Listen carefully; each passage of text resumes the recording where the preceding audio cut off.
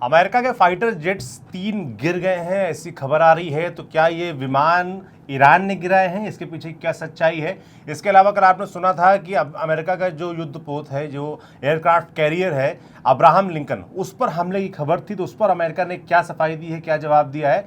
इसके अलावा क्या कुछ अपडेट्स हैं अब तक की, जिसमें यूएस और इजराइल की तरफ से क्या अटैक किया गया और वापस ईरान क्या कुछ कोशिशें कर रहा है, मिडिल ईस्ट में कहाँ कहाँ उसने नए हमले किए हुए हैं, इस वीडियो में आपको सब विस्तार से बताएंगे। मेरे साथ विनय सुल्तान हैं, जो तमाम अपनी डायरी में नोट्स लेके आए हैं। सबसे पहले तो विनय ये बताइए कि अमेरिका को किस तरह का नुकसान हुआ, और ये जो जहाज गिरने की बात हो रही है कि 3 इनके फाइटर जेट्स गिरे हैं, इसमें कितनी सच्चाई है, गिरे हैं कि नहीं गिरे हैं? इसके अलावा क्या ईरान का इसके पीछे हाथ है या कुछ और कुछ टेक्निकल मामला है? जी, अभी जैसे मैं आप इसका इंट्रो दे रहे थे, इस तभी जो है यूएस सेंटकॉम का एक जो है बयान आया है। यूनाइटेड स्टेट्स की जो आर्मी है, उसके सेंट्रल कमांड का, जो इस पूरे के पूरे मिडिल ईस्ट के रीजन को देखती है, उसका एक बयान आया है कि फ्रेंडली फायर में उनके जो है विमान डाउन हुए हैं। फ्रेंडली फायर मतलब? हाँ, फ्रेंडली फायर मतलब उन्हीं के दूसरे विमानों ने अपने ही विमान के ऊपर हमला कर दिया। 3 जहाज गिरा दिए? हाँ, 3 जहाज गिरा दिए। मानने वाली, हाँ, फ्रेंडली फायर ऐसा पॉसिबल है? मानने वाली बात नहीं लगती है। इस किस्म की सफाइयाँ जो है, मतलब देने का कोई फ़ायदा नहीं है। दूसरी चीज़ हमने ये भी देखी है कि जो हमारे सामने विमान के, हाँ, हालांकि ये बात साफ है कि इन तीनों के पायलट जो हैं वो सेफ हैं। उसके फ़ोटोज़ हमारे पास पहले आ गई थी, जहाँ पे ये विमान गिरे थे, उनकी लैंडिंग जहाँ हुई पैराशूट्स की, जिन पायलट्स की, तो वहाँ से फ़ोटो हमारे पास में आ गए थे, ओपन सोर्सेज में फ़ोटो थे। और दूसरी बात ये है कि इनका ये कहना है कि फ्रेंडली फायर में गिराए गए हैं। ईरान ने पहले ये दावा किया था कि हमने गिराए हैं, हमारे एयर डिफेंस ने दावा किया है। हाँ, कि हमारे एयर डिफेंस ने गिराए हैं और वो कुवैत और की सीमा के ऊपर जो है वो विमान गिराए गए हैं। तो ऐसा ईरान की तरफ से दावा किया जा रहा है। तो दो स्थितियां यहाँ पे बनती हैं, दोनों के अपने अपने क्लेम है। लेकिन ये है कि यूएस के 3 विमान, F-15 एक विमान है उसमें से, वो गिरा है। और ये हाँ, मतलब उनका सबसे मॉडर्न जहाज मुझे लगता माना जाता है। नहीं, मॉडर्न जहाज उनका F-22 रैप्टर है। F-16 F-15 बहुत पुरान, मतलब बहुत काफ़ी समय से यूएस एयरफोर्स इसको इस्तेमाल कर रही है। F-15 जो है वो एडवांस जहाज माना जाता है और उसको गिराया है। और लगभग $89 मिलियन का एक जहाज है। तो लगभग पायलट सेफ है, बहुत महंगे जहाज हैं ये। तो लॉकहीड मार्टिन के, तो वो जहाज जो है गिराए गए हैं। अब ये कैसे गिरे हैं, दोनों पक्ष जो आप कह रहे थे कि हर पक्ष का अपना पक्ष होता है, अब किसका सही पक्ष है ये क्लियर नहीं है। लेकिन यहाँ पे एक मज़ेदार बात यह है कि जब ऑपरेशन सिंदूर के दौरान भारत के पाकिस्तान की तरफ से क्लेम किया गया था, पहले शुरुआत हुई थी 2 से, फिर 3 से, फिर 6 से, फिर उसमें अमेरिकी राष्ट्रपति ट्रंप भी कूद गए थे। और उन्होंने कहा था कि भारत के 10 जहाज गिरे हैं। हाँ, उनको तो अलग शौक है, उनको अलग शौक है। तो अभी हम भी पूछ रहे हैं कि कितने जहाज गिरे हैं। शांति का नोबेल भी चाहिए था। हाँ, तो वो तो खैर मतलब अलग शांति उन्होंने मचा रखी है दुनिया में, तो आप देख रहे हैं।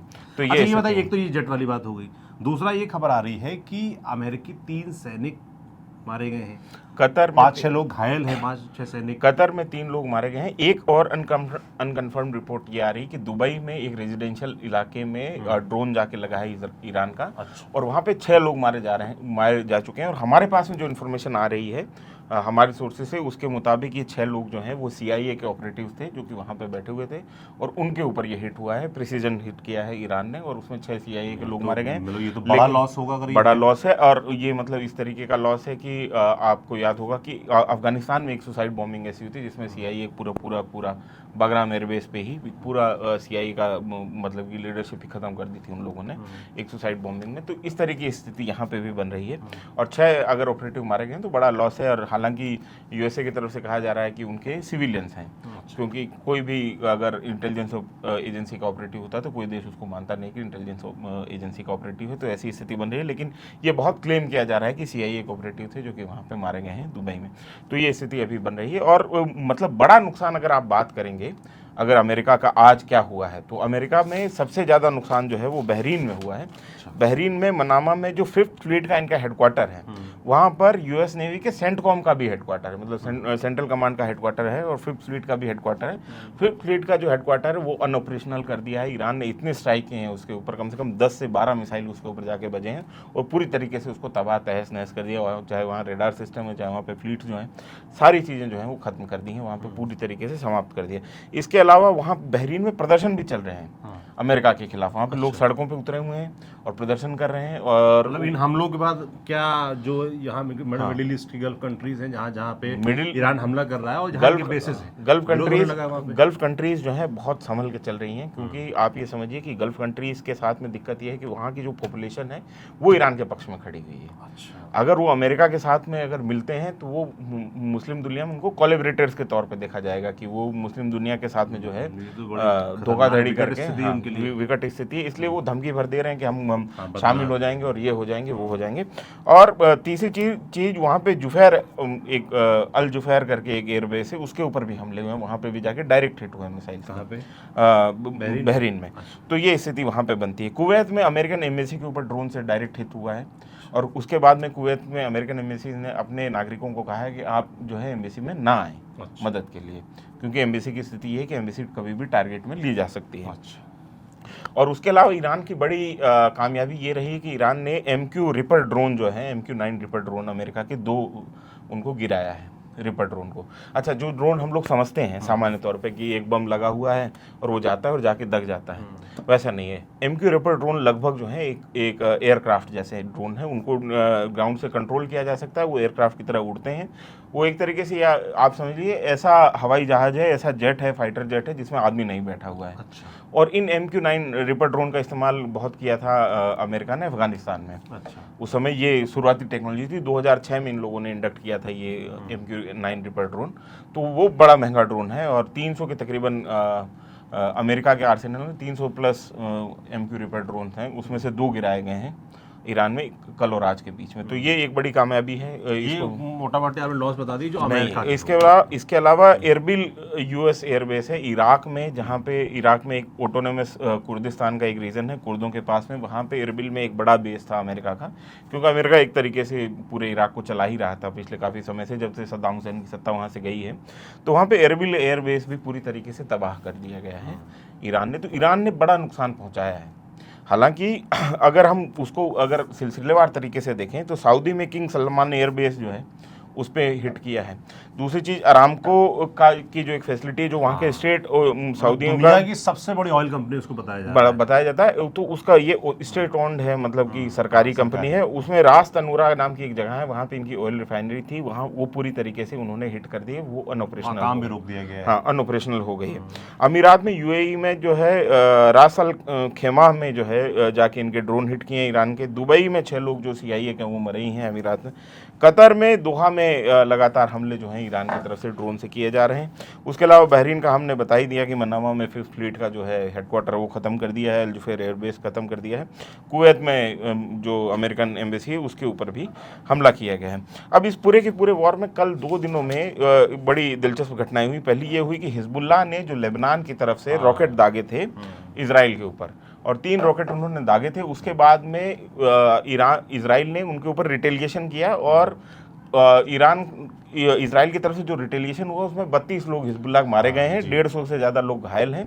तो ईरान का रिटेलिएशन 3 रॉकेट दाग जो रिपोर्ट आ रही थी हिजबुल्लाह के चीफ खत्म हो गए हैं। उसके बाद में बैरूत में उन्होंने प्रिसीजन स्ट्राइक की, जिसमें हिजबुल्लाह के जो नए चीफ थे वो खत्म हो गए हैं। तो वो बहुत प्रिसीजन स्ट्राइक थी। इसके अलावा तेल अवीव में कम से कम कल से आज तक 4 डायरेक्ट हिट हुए हैं, 4 बड़े डायरेक्ट हिट हुए हैं। उसके अलावा बीर सेबा में अभी जो है एक हिट हुआ है डायरेक्ट, जहाँ पे मतलब तो ऐसा नहीं है, आप ये समझिए कि ईरान की तरफ से जो हमले हो रहे हैं वो भी उनका असर जो है इजराइल में भी दिख रहा है। अब इजराइल में दिक्कत ये हो गई कि इजराइल का जो एयर डिफेंस सिस्टम है वो लगभग एग्जॉशन के कगार पर खड़ा हुआ है।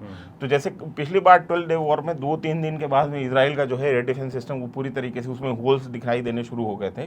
तो स्थिति है। तो अभी भी ईरान की तरफ से ये रणनीति खासतौर पर अपनाई जा रही है कि वो अपने फतेह 110 फतेह 313 तरीके इस किस्म के शॉर्ट रेंज जो अपने रॉकेट्स हैं, बैलिस्टिक मिसाइल्स हैं, वो इस्तेमाल कर रहा है, ताकि जो है इजराइल और इनके अमेरिका के जो एलाइड वहाँ पे कंट्रीज़ हैं उनके एयर डिफेंस को जो है पूरी तरीके से एग्जॉस्ट किया जाए, ताकि उसको मौका मिले कि वो मीडियम रेंज जब बैलिस्टिक मिसाइल जब इस्तेमाल करे या हाइपरसोनिक मिसाइल जब इस्तेमाल करे तो वो ज़्यादा प्रभावशाली हों। और दूसरी बात यह है कि कल ईरान ने पहली बार क्लस्टर एमिनेशन का एक मिसाइल जो है वो इस्तेमाल किया। क्लस्टर एमिनेशन मतलब कि एक ही मिसाइल में कई किस्म के वॉरहेड जो है बंधे हुए। हालांकि ये लीगल नहीं है, इसका इस्तेमाल युद्ध में करना जो है नाजायज़ है, उसके बावजूद ईरान ने किया और वो जाके हिट किया है इनके हाइफा में, और वो हमारे सामने उसके विजुअल कंफर्मेशन है। इसके अलावा ईरान ने 4 ऑयल टैंकर जो हैं अब तक शूट डाउन किए हैं। उसमें सबसे ज़्यादा जो 2 ऑयल टैंकर हैं वो स्ट्रेट ऑफ हरमुज में नहीं थे। अच्छा। वो ओमान के कोस्ट पे थे, वहाँ पे जाके उन्होंने हिट किए हैं मिसाइल से। और रेड क्रॉस क्रिसेंट सोसाइटी जो है उसका ये कहना है कि ईरान में अब तक 550 से ज़्यादा लोग जो हैं अमेरिकन और इजरायली स्ट्राइक की वजह से मारे गए हैं। और 3 मतलब काउंटर स्ट्राइक भी लगातार जारी है इजराइल और यूएस की तरफ से, और उसमें अब तक ईरान में 550 लोग मारे जा चुके हैं। अब आप ये समझिए दो बड़ी बातें हैं। सऊदीज जो हैं उन्होंने कल कहा था कि अगर ईरान अपना हमला बंद नहीं करता है तो हमको फिर ईरान का जवाब देना पड़ेगा, और आज उनका जो है ऑयल रिफाइनरी इन लोगों ने हिट कर दी। इसके बाद कतर विदेश मंत्री ने कहा कि ये जो ईरान कर रहा है उसका जवाब नहीं देना जो है बिना उसको छोड़ा नहीं जा सकता, हम इसको ऐसे ही नहीं छोड़ सकते, हमको इसका जवाब देना पड़ेगा। और जैसे ही उनका ये बयान टीवी में प्रसारित हुआ उसके 10 मिनट बाद ही ईरान ने जो है 10 मिसाइल जो है कतर की तरफ दाग दी। तो ईरान ने बड़ा अपना इरादा साफ कर दिया है कि अगर आप बीच में पड़ेंगे, अभी तक हम अमेरिकन एसेट्स ही हिट कर रहे हैं, अगर आप बीच में पड़ेंगे तो आपको भी लपेटा जाएगा। तो ये स्थिति अभी फिलहाल ईरान तो आर पार के मोड में दिख रहा है, पूरा समझ में आ रहा है ना। एक तरफ डोनाल्ड ट्रम्प का बयान आ रहा है कि ये वॉर जो है 4, 5, 6 हफ्ते तक खींच सकता है। तो किस दिशा में जाते देख रहे हैं, खासतौर पे जिसे अभी तक तो हमने मुझे बताया वो ईरान की स्ट्राइक के बारे में बताया। अब थोड़ा सा बात यूएस की बात कर लेते हैं। कल ये खबर आई थी कि जो ईरान के अब तक के सबसे हार्डलाइनर राष्ट्रपति थे महमूद अहमदीनेजाद, जो भी ईरान के बारे में थोड़ा सा जानता है उनका नाम जरूर सुना होगा। और ये जो अभी न्यूक्लियर प्रोग्राम अभी ईरान में चल रहा है ये उन्हीं की देन है। उन्हीं के समय जो है न्यूक्लियर प्रोग्राम की नींव रखी गई और तेज़ी से उसको बढ़ाया गया अहमदीनेजाद के समय। तो अहमदीनेजाद जो है बड़े विलन हैं इसराइल के लिए, और उनके एसेसिनेशन की खबर आई थी कि उनको टारगेटेड एसेसिनेशन में मार दिया गया है। हालांकि अब ये जो है खबर जो है गलत साबित हुई, वो अभी जिंदा है ऐसा कहा जा रहा है। वॉशिंगटन पोस्ट की एक रिपोर्ट छपी है जिसको एक आर्टिकल छपा जिसको पढ़ा जाना चाहिए, और उसमें ये कहा है कि पेंटागन जो कि अमेरिका का एक तरीके से सैन्य जो है अड्डा है पेंटागन, वहाँ पे पैरानॉइड और इंटेंस बिहेवियर जो है लोगों का देखा जा रहा है। बहुत लोग जो हैं बहुत स्ट्रेस में हैं, और वहाँ पे जो आर्मी लीडरशिप है, ये वॉशिंगटन पोस्ट में छपे हुए आर्टिकल का दावा है कि वहाँ पे मिलिट्री लीडरशिप को ये समझ में नहीं आ रहा है कि जिस तरीके का रिटेलिएशन ईरान की तरफ से आ रहा है वैसी स्थिति में आगे करना क्या है और ये वॉर कितना लंबा खींचेगा। और अब बात करते हैं स्ट्राइक की। तो अमेरिका और इजराइल की तरफ से ईरान पे कैसी स्ट्राइक हो रही है वो आप समझने के लिए मैं आपको सिर्फ एक उदाहरण ये देता हूँ कि कल रात भारतीय समय के हिसाब से 12 साढ़े 12 बजे तेहरान के ऊपर 30 सेकंड के अंदर 30 स्ट्राइक हुई हैं। अच्छा, 30 सेकंड का इतना इंटेंस स्ट्राइक हुई हैं। और अभी इजराइल का ये कहना है कि उन्होंने 8,200 से ज़्यादा स्ट्राइक जो हैं ईरान के ऊपर कर दी हैं पिछले 2 दिन के अंदर।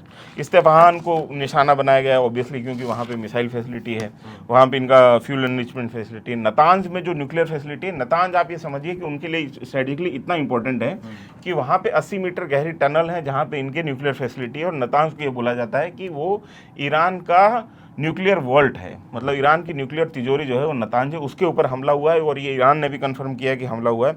सिराज में वेस्ट ईरान में यहाँ से बार बार मिसाइल दागी जा रही थी, उसमें किरमानशाह में क्योंकि वहाँ पे भी मिसाइल फैसिलिटी है, वहाँ पे एक डिफेंस जो इंडस्ट्री का कॉरिडोर है वो भी हमने कल भी आपको बताया था ये सारी चीज़ें। करज में, बंदर अब्बास में यहाँ इनका नेवल हेडक्वार्टर है, वहाँ पे खुरमाबाद में मिसाइल लॉन्च का जो लोकेशन है वहाँ पे 84 मिसाइल बेस बद्र आबाद जो है 84 मिसाइल का जो बेस स्टेशन है बद्र आबाद में, वहाँ पे भी हमले हुए हैं। और सनंदाज फारसी ये थोड़ा मेरे लिए पढ़ना मुश्किल होता है, सनंदाज में पुलिस का जो हेडक्वार्टर है उसको निशाना बनाया गया है। इसके अलावा एक महात्मा गांधी के नाम पे गांधी हॉस्पिटल होता है तेहरान में, उसको भी निशाना बनाया गया है। वहाँ पे कहा जा रहा है कि वहाँ पे बच्चे थे छोटे जिनको कि बहुत हाबड़ ताबड़ में जो है ले जाके दूसरे जगहों पे ले जाया गया, लेकिन वहाँ पे 20 के तकरीबन की कैजुअल्टी बताई जा रही है इस हॉस्पिटल में कि गांधी हॉस्पिटल को जो निशाना बनाया गया है उसके ऊपर। तो ये अभी फिलहाल की अपडेट, मतलब ईरान की तरफ से जो हमले किए जा रहे हैं उसका काउंटर स्ट्राइक इधर से भी हो रहा है। अब अगर स्थिति कैजुअलिटीज की बात करेंगे तो ईरान में को वो बहुत ज्यादा है, बहुत बड़ा नंबर, 550 बहुत बड़ा नंबर होता है। बहुत बड़ा नंबर। लेकिन आप ये समझिए कि दूसरी बात ये है कि लगातार यूएसए की तरफ से ये बयान इस तरीके के दिए जा रहे हैं कि ईरान बातचीत के लिए तैयार है और हमने जो है हाँ कर दी है, और ईरान ने तो इनकार कर दिया साहब, और ईरान ने बिल्कुल साफ तौर पे इनकार कर दिया। नहीं है। ईरान के जो सेक्रेटरी हैं मतलब अभी डिफेंस कमेटी के, और जिसको आप डिफेंस मिनिस्टर भी कह सकते हैं, अली लारीजानी, उन्होंने साफ साफ ट्विटर पे लिखा है कि हम कोई नेगोशिएशन जो है यूएसए के साथ में नहीं करेंगे फिलहाल। तो ये स्थिति फिलहाल बनती है और ईरान हर चंद कोशिश करेगा कि वो इस पूरे के पूरे वॉर में लंबा सस्टेन कर जाए। और अमेरिका की तरफ से ये है कि जितना जल्दी यहाँ पे हम ताकत अपने हाथ में ले, पावर रिजीम जो है चेंज कर पाए, जो कि इतना आसान दिख नहीं रहा है। बाकी लगातार अपडेट्स आ रहे हैं, हम प्रयास कर रहे हैं कि जो भी ऑथेंटिक चीज़ें निकल के आ रही हैं, जो वाकई आप तक पहुंचनी चाहिए, जो बहुत सारी चीज़ें फर्जी भी आ रही हैं, उनको छोड़ के छांट के हमारे साथी विनय सुल्तान लिस्ट बना के आते हैं और आप तक पहुंचाते हैं। और अब एक और वीडियो हम अभी इसके बात करेंगे जो कि आपके सामने आएगा, जिसमें हम ये बात करेंगे कि दोनों तरफ की रणनीति क्या है, दोनों तरफ दोनों जो साइड्स हैं वो किस तरीके से युद्ध लड़ रही हैं और उनकी आगे की रणनीति क्या है और किस तरफ ये युद्ध जाता हुआ दिखाई दे रहा है। इसके ऊपर हम एक थोड़ा सा विश्लेषणात्मक वीडियो, एक तर्जिया हम अपने तरफ से आपके सामने पेश करेंगे और वो अभी आपको मेरे को लगता है कि देखना चाहिए क्योंकि वो दिलचस्प होने वाला है। बिल्कुल, बहुत जल्द वो वीडियो भी आएगा। बाकी आप न्यूज़ पेज देखते रहिए। कोई फीडबैक आपका हो, कोई और जानकारी आप जानना चाहते हो, कमेंट बॉक्स में लिखकर जरूर बताएं। मैं सौरभ हूँ, कैमरे पे सुधांशु, मेरे साथी विनय सुल्तान। Thank you.